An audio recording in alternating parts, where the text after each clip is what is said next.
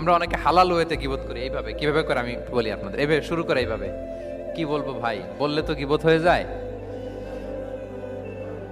তারপরও না বললেই না, একটু বলি। শুরুতে কি বলে, বললে তো,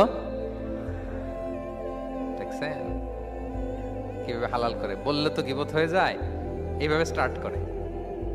বললে যদি গীবত হয়ে যায় এটা বলা যাবে? আওয়াজ করে বলেন, যেটা বললে গীবত হয়ে যাবে এটা বলা যাবে না। এই অভ্যাসগুলো থেকে আমরা আস্তে আস্তে ফিরে আসবো।